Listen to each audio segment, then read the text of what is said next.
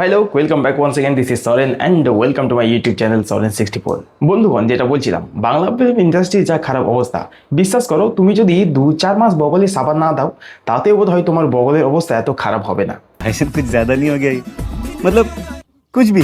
বাংলার মানুষরা বাংলা সিনেমার অভিনেতা অভিনেত্রীদের কাছে চেয়েছিল একটা ভালো বাংলা সিনেমা ইন্ডাস্ট্রি, আর বাংলা সিনেমার অভিনেতা নেত্রীরা সেটাকে টিএমসির পার্টি অফিস বানিয়ে দিয়েছে। সত্যি বলছি, আমি মাঝে মাঝে কনফিউজ হয়ে যেতাম যে ওটা বাংলা সিনেমা ইন্ডাস্ট্রি নাকি টিএমসির পার্টি অফিস। তো যাই হোক, আর দেরি না করে আবার ভিডিওর মেন টপিকে ফোকাস করা যাক। ঈশ্বর চাইলে, আল্লাহ চাইলে আবার দেখা হবে, আর এই মাঠেই আছি, অবশ্যই খেলা হবে। হ্যাঁ, খেলা তো হয়ে গেছে, কিন্তু দেখা হবার কথা ছিল যে সেটা তো আর হলো না। বন্ধুগণ, এই মালটা যে কোন গর্তে গিয়ে লুকিয়ে পড়লো কে জানে। ভোটে হারার পর মোটামুটি সবাইকে দেখা গেলেও এই মালটাকে কিন্তু দেখা যাচ্ছে না। তাহলে এই লাগাও সাইনে কি লাগাতে গেল? বারবার পাল তুলে দে ছেড়ে দে নৌকা মাঝি যাব। এই গানটা গিয়ে উনি কিন্তু বারবার ভোটে জিতে যেতেন। এইবার আর সেটা হলো না। আমার মনে হয় উনার বারবার পাল তোলার ব্যাপারটা পাবলিকের পছন্দ হয়নি, তাই পালের জায়গায় উনি যদি নিজের পাল্লুটা একটু তুলে দিতেন তাহলে বোধহয় পাবলিক একটু খুশি হতো।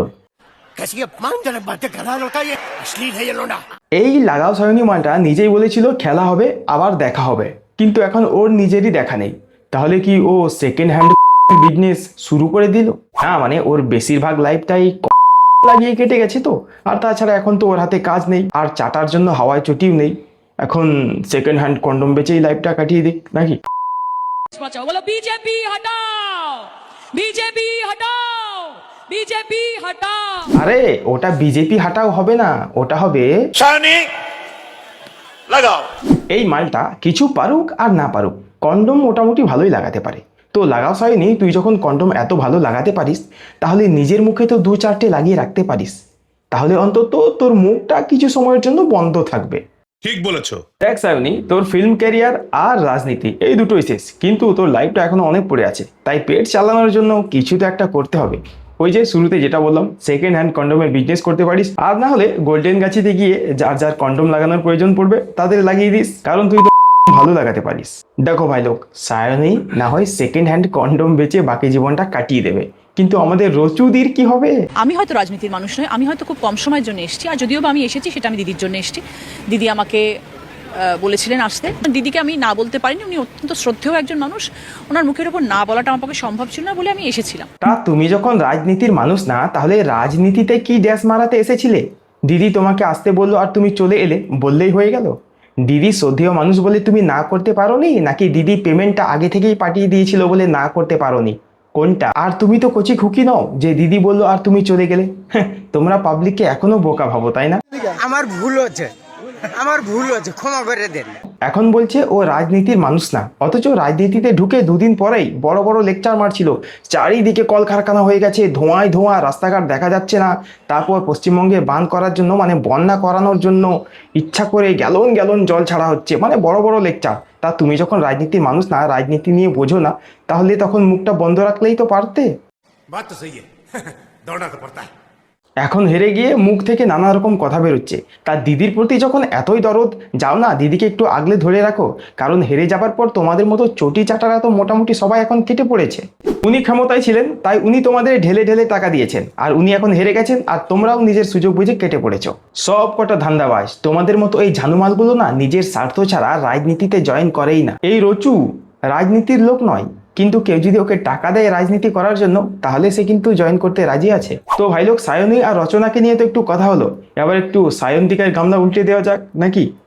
তিনি যখনই আসেন এখানে গন্ডগোল সৃষ্টি করেন, কারণ তারা জানেন যে এখানে তাদের পায়তলার মাটি নেই। মানুষ এখানে সমর্থন করে না বিজেপিকে, এখানে তাদের কোনো ঘাঁটি তারা করতে পারবে না। ও, গামলা সুন্দরী কি বলে রে? উনার পায়ের তলায় মাটি নেই, তাহলে উনি হাঁটেন কিসের উপর দিয়ে? গামলা সুন্দরী ভোটের আগে বলেছিল যে বিজেপিকে মানুষ সাপোর্ট করে না, আর এই বরাহনগরে তো বিজেপি জিততেই পারবে না। কিন্তু ব্যাপার দেখো, বিজেপি এই বরাহনগর তো সামান্য ব্যাপার, পুরো পশ্চিমবঙ্গটাই দখল করে নিল। এদের মতো গামলা সুন্দরীরা দু একটা সিনেমা করেই নিজেকে সেলিব্রিটি ভাবা শুরু করে দেয়।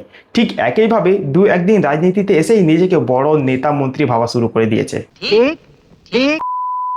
মুখ ঘুরাচ্ছেন কেন? এই ফলে কি সন্তুষ্ট?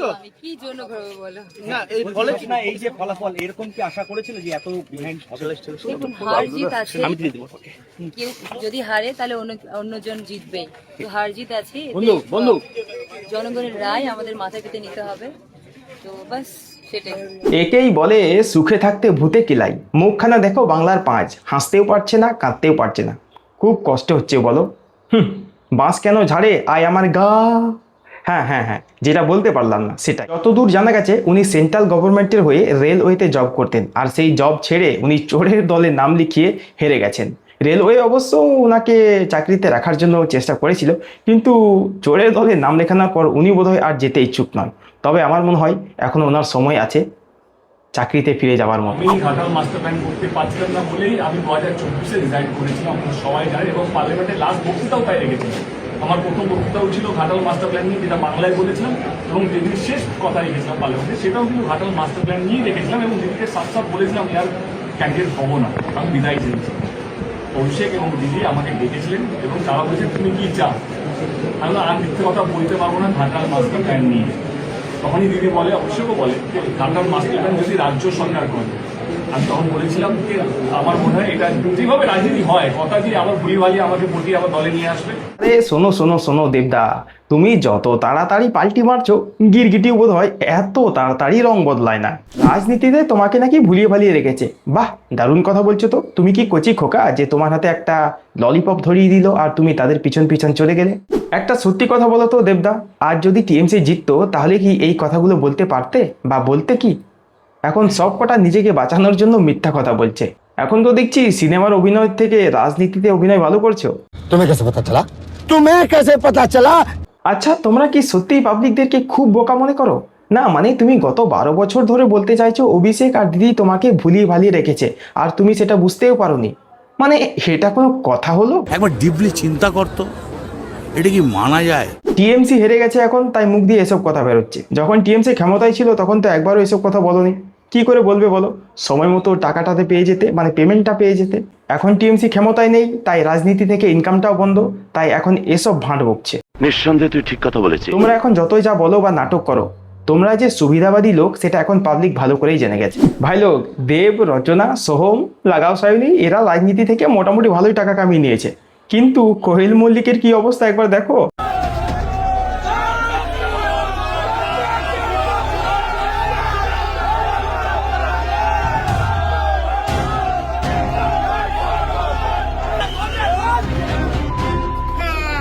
কি অবস্থা দেখো দেখিনি, বাপ মেয়ে দুটো একসাথে চোর চোর স্লোগান শুনছে আর কিছুই করতে পারছে না।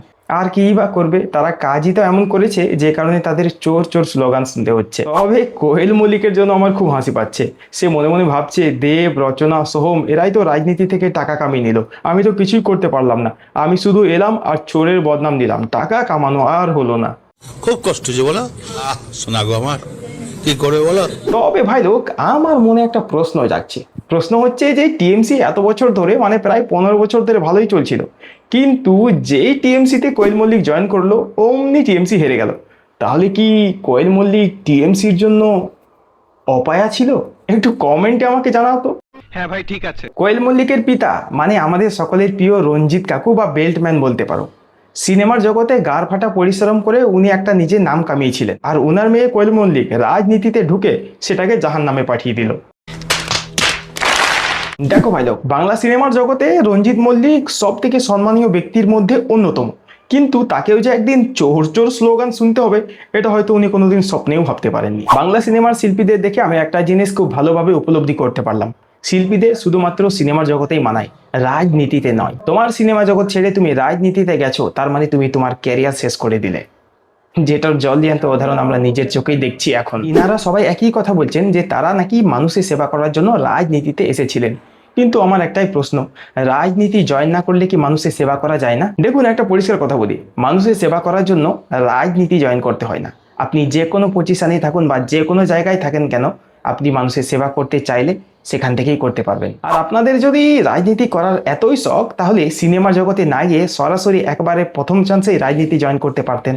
কি দরকার ছিল এত কষ্ট করে, এত মেহনত করে সিনেমার জগতে নাম কামিয়ে তারপর সেই চোরের দলের নাম লিখে সেই মান সম্মান জাস্ট কয়েকদিনের মধ্যে মাটিতে মিশিয়ে দেওয়ার। বাংলা সিনেমার শিল্পীদের দেখে আরেকটা জিনিস বুঝতে পারলাম, বেশি টাকার লোভ করলে কি হতে পারে। এখন না থাকলো রাজনীতি, না থাকলো সিনেমা ইন্ডাস্ট্রি এদের জন্য, তাহলে এখন পেট চালানোর জন্য কিছু তো করতে হবে। ওই যে তোমাদের দিদি বলেছিল চা বিস্কুট কিংবা মুড়ি ঘুগনি এসব বেচো, কারণ পেট তো চালাতে হবে নাকি। আর সেই সাথে সাথে আজকের ভিডিও এখানে শেষ করে দিচ্ছি। তবে ছোট্ট একটা অনুরোধ, প্লিজ তোমরা কমেন্ট কেউ করো না, কারণ তোমাদের এত রিকোয়েস্ট করি কমেন্ট করার জন্য, তোমরা কমেন্ট যখন করো না, আর আজকে কেন রিকোয়েস্ট করবো কমেন্ট করার জন্য। ইচ্ছা হলে কমেন্ট করো, আর না হলে আর কি। ঠিক আছে, আজকের মতো বিদায় নিয়ে নিচ্ছি, বিদায়।